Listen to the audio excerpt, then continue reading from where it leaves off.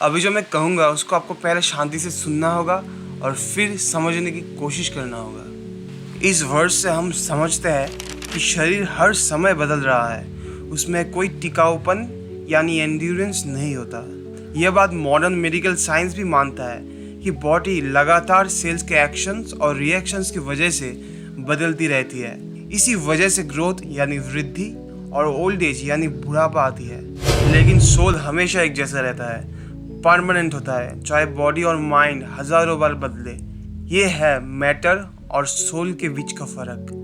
Body का स्वभाव है बदलते रहना, जबकि आत्मा यानी सोल हमेशा के लिए अमर और एक समान रहती है।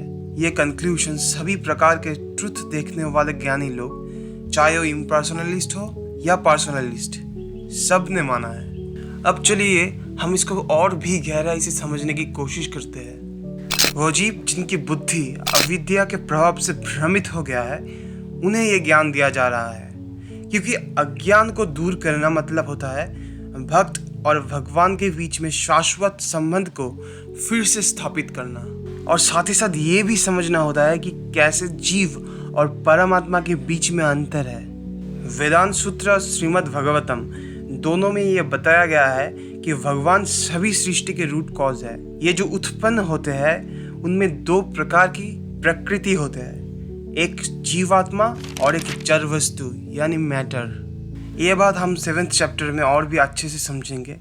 फिलहाल ये समझ लेते हैं कि भगवान और उनकी एनर्जी या प्रकृति में अंतर नहीं है, लेकिन एनर्जेटिक मतलब भगवान को सुप्रीम माना जाता है और एनर्जी मतलब जीव को सबऑर्डिनेट माना जाता है। जीव हमेशा भगवान के अधीन होते हैं, जैसे मास्टर और सर्वेंट का संबंध होता है, जैसे टीचर और स्टूडेंट का संबंध होता है।